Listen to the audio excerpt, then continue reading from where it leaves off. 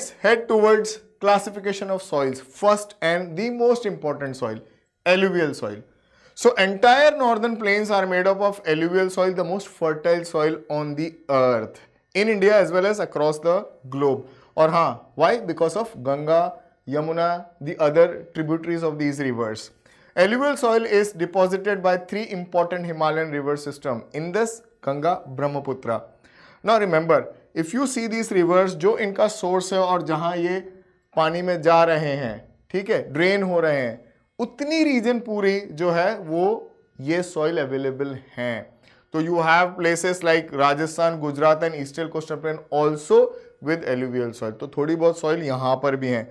Deltaic plains of Mahanadi, Krishna, Godavari, Kaveri, all are alluvial. तो ये हो गया आपका पूरा reason.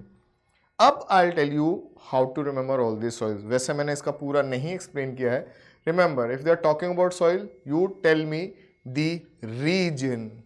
And if you are a smart student, show it by writing states. Then you need to tell what is the chemical composition of the soil. Then you also talk about the special feature of that soil, which crop is grown in the soil, and if the soil is not fertile, फिर एक रामबाण, which is for every soil which is not fertile. How can you make a soil more fertile?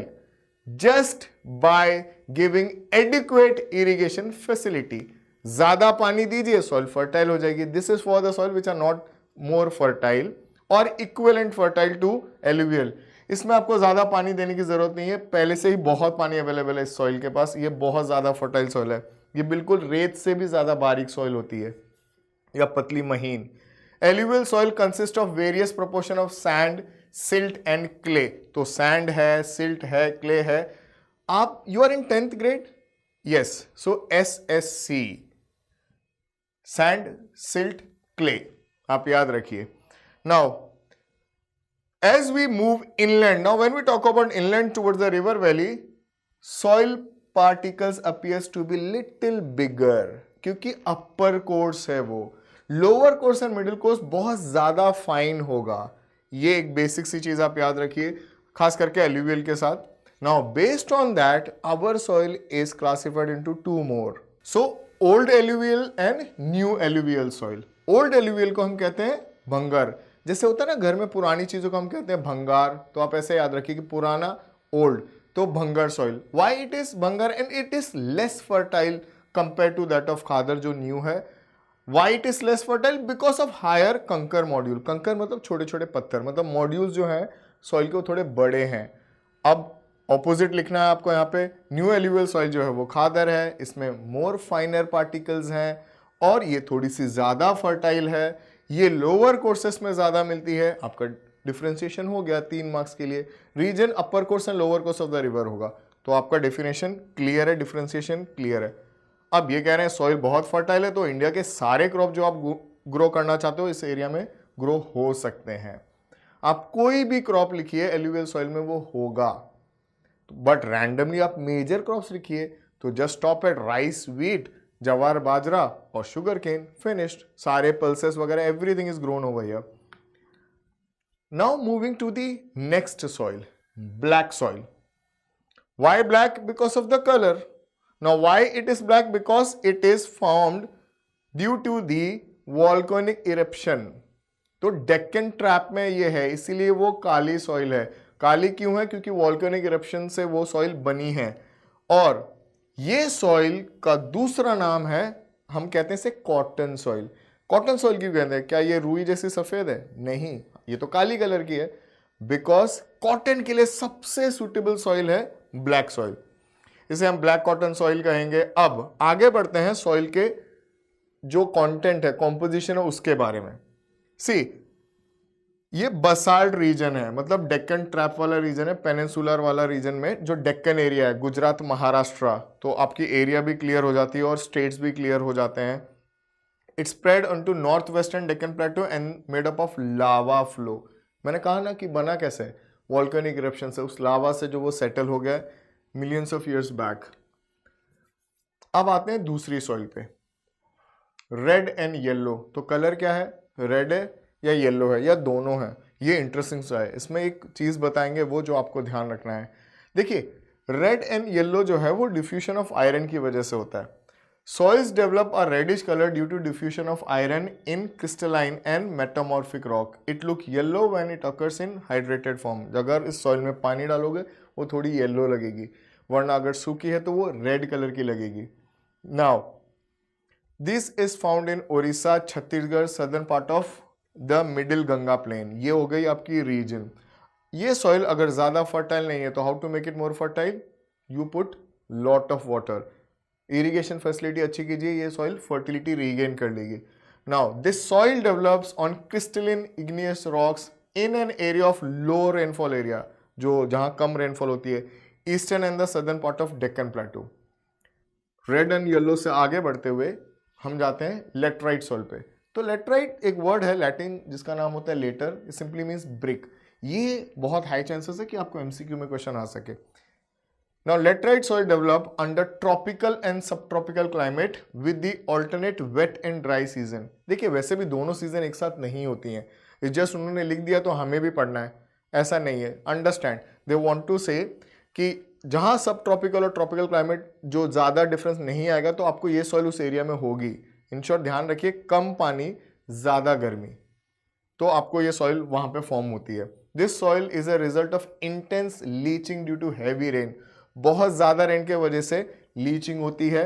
Laterite soils are acidic, इसमें acidic content ज्यादा है क्योंकि पानी सारे minerals को धो देता है, तो इसलिए पानी में जो सॉल्ट्स होते हैं वो सॉइल में मिल जाते हैं, इसलिए इसका कलर थोड़ा सा डार्क होगा और ब्रिक जैसी लगेगा। ब्रिक से कंपेयर करें तो ब्रिक तो फर्टाइल होती ही नहीं है, तो आप ऐसे लॉजिक बनाइए और ध्यान रखिए। अब कहाँ कहाँ मिलती है, वेस्टर्न घाट में, महाराष्ट्र में, उड़ीसा और वेस्ट बंगाल के कुछ पार्ट में ये सॉइल अवेलेबल है। This soil supports deciduous and evergreen kind of forest.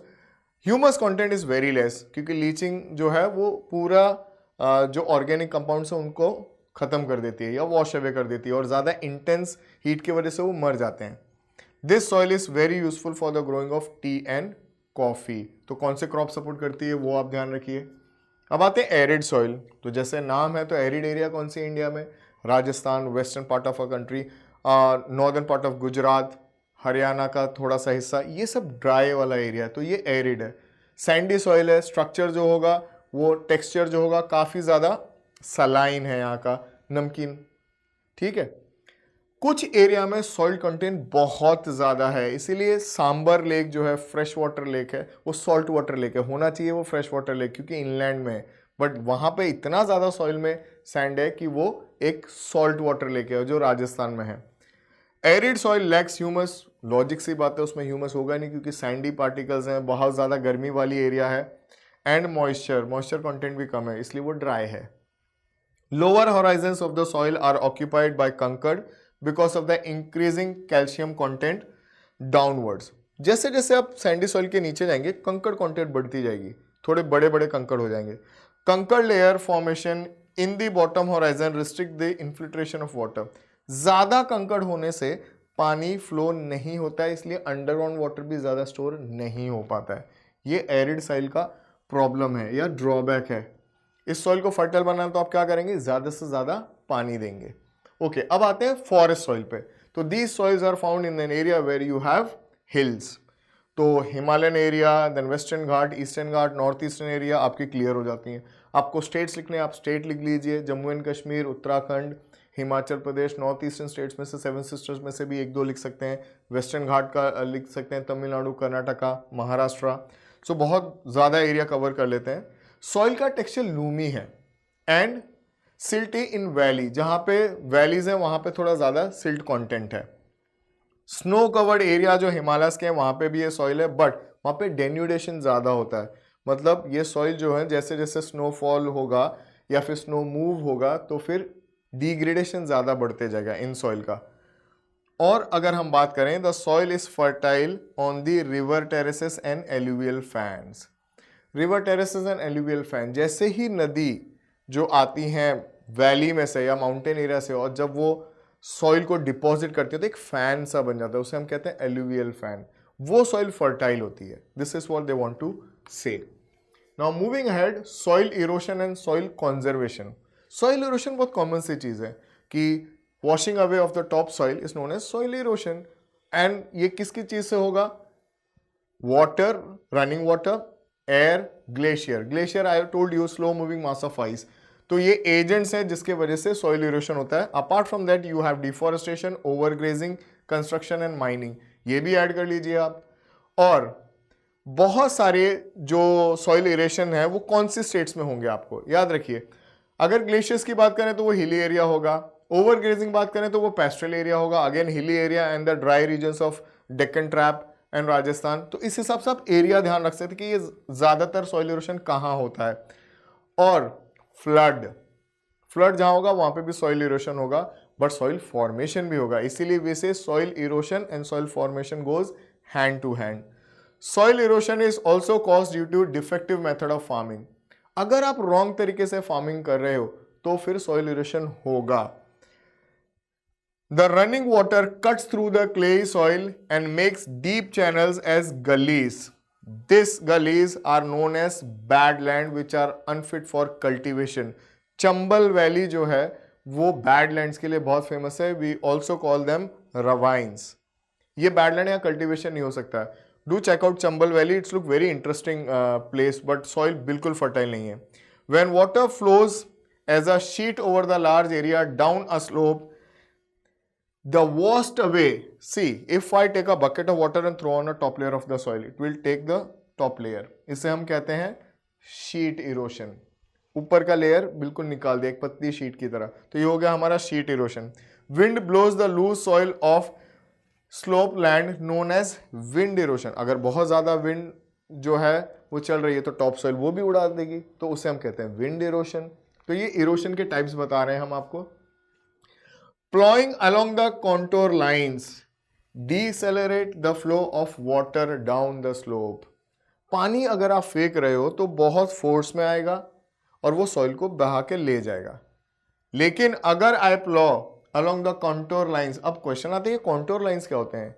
Imaginary line on the earth surface which joins the places of the similar height.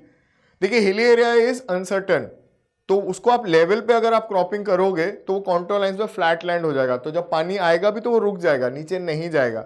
और अगर नीचे भी जाना है तो आप प्लॉइंग मेथड जो है वो ठीक कर दो, सही तरीके से प्लॉ कीजिए। आप अगर हिली एरिया में अगर आप ऐसे ऐसे प्लॉ करोगे तो दैट्स रॉन्ग, वाटर जो फ्लो होगा वो नीचे उतर जाएगा। तो आपको क्या करना है? आपको ऐसे ऐसे प्लॉ करना है। Terrace cultivation restricts the soil erosion. Terrace cultivation जो स्टेप्स बनाइए, पानी अगर ऊपर से गिरता है तो नीचे आ जाएगा, नीचे से गिर के नेक्स्ट लेवल पे आ जाएगा, नेक्स्ट लेवल से नेक्स्ट लेवल पे, ऐसे करके पूरी तरह से नहीं बहेगा। तो terrace farming is one thing by which you can restrict the soil erosion, especially in Himalayas and Western Ghats. When large field is divided into strips and strips of grass are left to grow between the crops, then also you can stop check the soil erosion. अगर मैं जो strips बना रहा हूँ और वहाँ पे सिर्फ grass छोड़ देता हूँ तो grass holds the soil.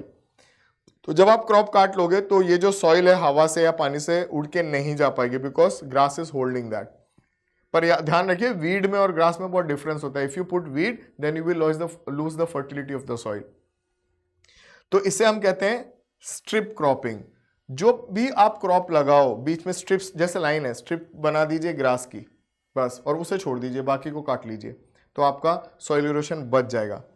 Planting trees in a straight line creates the shelter belt, जो हमने पहले भी बात किया, स्पेशली बीचेस पे स्ट्रेट लाइन पे, इससे भी सॉइल इरोशन बहुत हद तक कंट्रोल होती है। So if we know how to conserve the soil we can conserve the most important resource and sustain our life for a longer period of time. We will never have a shortage of food grains and all. Please keep revising and keep smiling. Thank you.